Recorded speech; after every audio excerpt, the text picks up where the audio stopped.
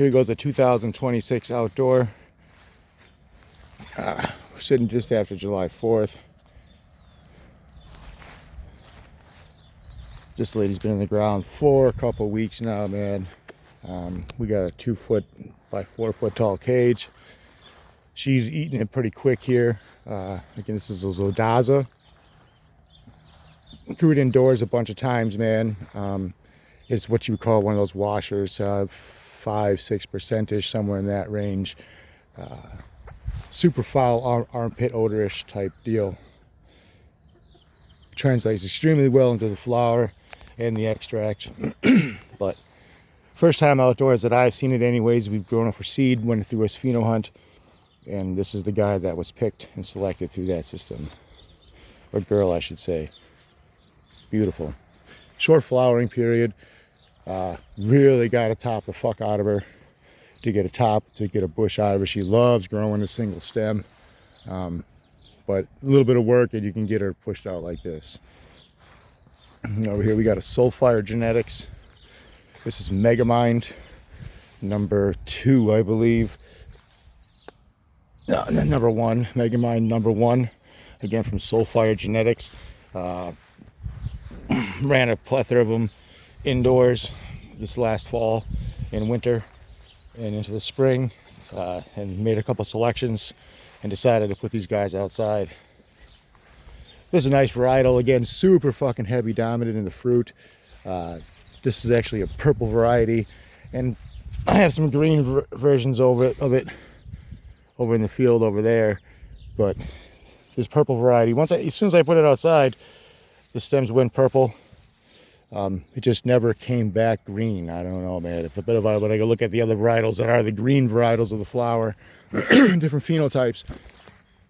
The plants are lime green, so it's something with the pheno itself. And it's not just this one, because I have another one right there that's purple as well, and another 1 or 2 out there as well that's still purple as well. So it's just this guy right here that likes to stay purple for some reason. It's in multiple conditions, multiple soil zones.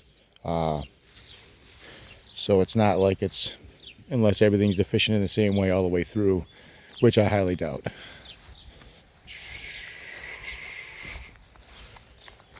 Here's a blueberry maple. This is a gas forward blueberry terpene. It is a muffin for sure, man, but with a heavy gas undertone to it. Super heavy in the flower production. Again, another one of those washers into that 5 to 6% range indoors. Putting it outdoors for the first time here, seeing if it melts down. It's a relatively early flower. You'll probably pull it in like 8-9 weeks. Here in my climate, we'll have to see how she does. Really, it's more of an experiment to see how she does in my world outdoors here. Looking for plants that finish in time, right? Good luck, right? Here we have a rainbow guava. Again, put out the same time as everybody else. She's already eaten the 2 foot by 4 foot cage. Now we're out to the 4 by 4 cage, and she's just about pulled herself through that one, just getting her to the bottoms in there. So I expect this one to be a pretty big bitch for sure. Again, that's the rainbow guava. Here we have a Terphog genetic from Terphogs. Yeah, this is a Pinana. The terp is more so profiles, has more like the, say, pina colada, pineapple, coconut, fruity. Again, another one growing indoors primarily by us, but it's a Terphogs from out in California, so it's going to be something that is grown outdoors. So I'm really excited to see this Terphog genetic right here run outdoors here in my state of Wisconsin. It's a beautiful flower, man. Beautiful plant here anyways in general. The flower indoors is just spectacular. The extracts are beautiful. The flower is phenomenal. And this lady right here is really growing. Another one that she's eating the 4 foot kennel, man, or 4 foot cage, I should say. For early in July, she's doing pretty good outdoors here.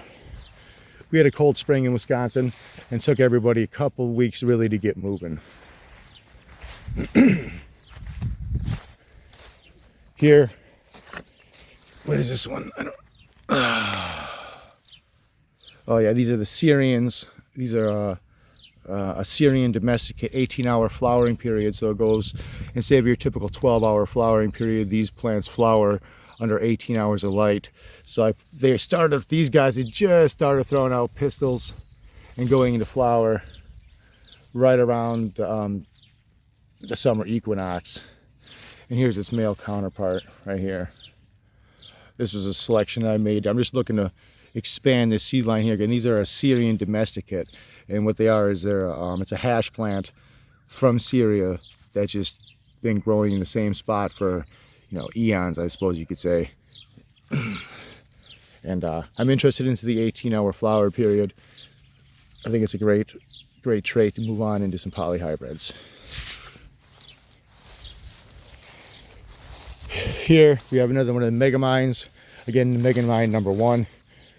Again with the purple stem. Nice bush. Not as big as her sister over there, but she's doing pretty freaking good. Hanging out next to the raspberries. There's some other crap in here. It's a mess. Need to cut the grass, eh? Oh, damn it. And here we have a line of black maples. It's pretty much gelato with Jimmy Dean breakfast sausage. It's a nice short early finisher bed. You can get it done in 8 weeks indoors. Great hash producer, nice flower producer. Not my favorite. I only grew 3 larger bushes right now. I like to keep them squat here because as my land is hard to see, but as it comes down, the wind blows across this field here, and there's a drop in elevation here in the grade. Then it continues to drop as I go down the back of my field and down the hill into the cornfields in the back. So the majority of my high winds from storms blow through this path here, over to the top of these plants and miss these. So I try to keep this first line as squat as possible. That way the wind blows over them and it doesn't break them in half. Because I get extreme out here in the farm fields and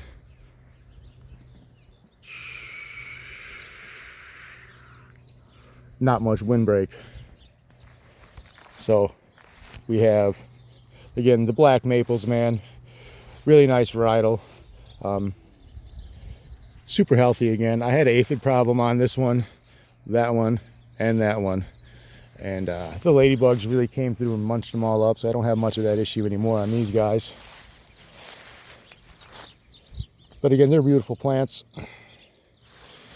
Now if we go up the hill, we got this bitch right here in this 60-gallon pot, rooted into the soil, I imagine by now.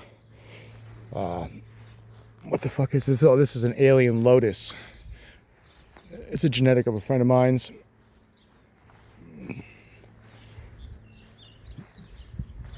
She ate her first cage already for sure. She's begging for the second one, man. She's really needs to be pulled out. I've been lacking on this plant for sure.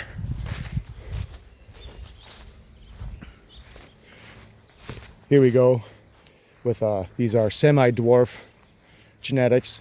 This is a Lebanese hash plant, another domesticate. Again, they're semi-dwarf, so they should grow about maybe 5-6 feet tall max and be finished. Again, these are one of the early flowering periods where these guys are supposed to be finished right around the August, beginning of September. And this is, like I said, a traditional Lebanese hash plant. I have a bunch of males that I've kept and selected out that are actually going to flower, and females as well that have already gone into flower earlier than the rest. And I'm in the process of seed production on those. And here's another of the same Lebanese hash plant. This one's a little bit different than the other. A little bit shorter in nature and a little bit more squat. That one right there, is just bigger all the way around. Beautiful plant. I've never grown them before.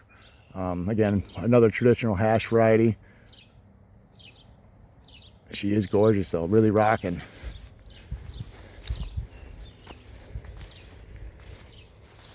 Here we have another Lebanese hash plant again.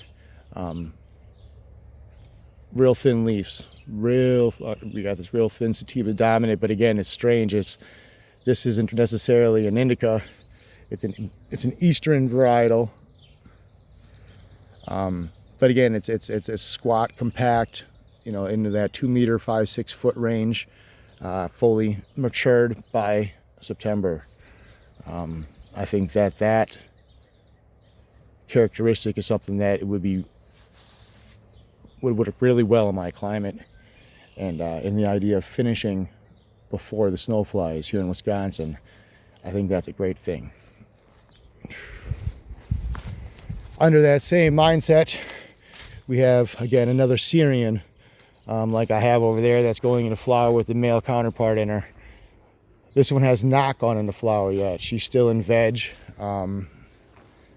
She's getting pretty big now. I expected her to go into flower, but she didn't. So that's all I can say. You know, I'm trying to keep the north side of the bushes emptied and everything wrapped around so they get, you know, prevent mold on the north side of the bush. That's always a good idea, folks. You know, keep the north side of your plants cleaned out. Don't get all your bushes out here on the north where you don't get any fucking sun anyways. You know, wrap that shit around, clean it out. You know, let that airflow come through the back of your plants, especially if you're growing big plants. There you go. But again, this is again that Syrian. This is my number 3 pheno that I'm working with. Has not gone into flower yet though. Fucking bitch.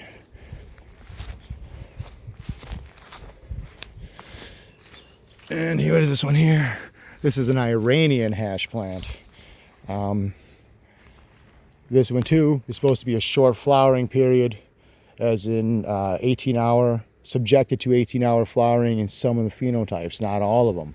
Another varietal that I found, a couple that went into flowering right around that summer solstice and prior, and still are in flowering and being seeded currently with males that are in flower as well. And then I have other males that are not flowering and females like this one that aren't flowering as well. So it's, some of them do flower under the 18-hour photo period and some of them do not. I'm not quite sure exactly when they're going to start to flower. So it is going to be an experiment, because they aren't your typical photo period plant where they're just going to flower, you know, in late year. They should be done right around September, I think. We'll see.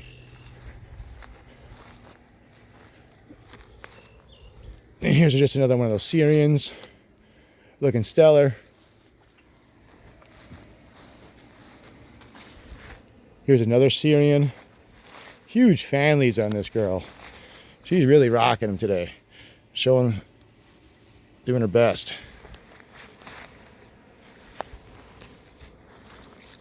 I'm getting another Terphogs genetics right here. It's the original Z breeder's cut. That's expensive.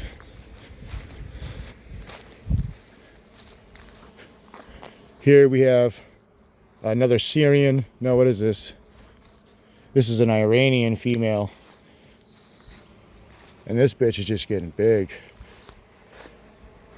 I made a mistake planting these guys. I planted them too close to this tree line in here in my yard. They get a really good full amount of sun. Comes up this way. And then in late afternoon it gets blocked in here. And then the sun sets back in this area here. So they get a good afternoon filtered sun, but there's a part in the afternoon where they don't get any sun. Gives them a break. They seem to be growing okay, so they don't, no bug issues, no molds or funguses, nothing like that. It's been hot and humid, as I'm sure everybody's aware, but they look great.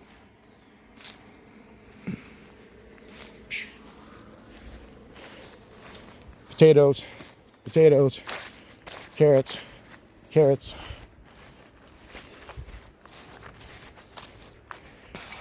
Abused plants, not so abused, kind of abused, but yeah, they're hanging in there. We got a Mac 1. This is a selected cut. My friends and I did a pheno hunt here, my business partners. It's a quality cut, longer flowering, really to put it outside here just to revive the genetic, that way you can pull a clone later in the year and kind of just clean her up a little bit, make her nice and healthy with the sunshine. We'll never finish in my zone outdoors, but gotta put it out there anyways.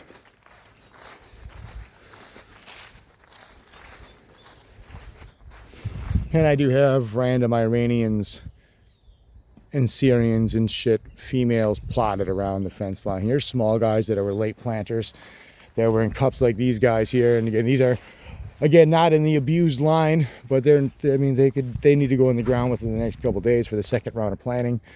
We have a lot of soul-fire genetics in here, 3-packs, 5-packs, feminized garbage. Just running them outside. I think there's 8 or 9 different phenos or different genomes of soul-fire genetics. And then over here we have a genetic I created myself, and that is a Tahoe crossed with a grapes and cream.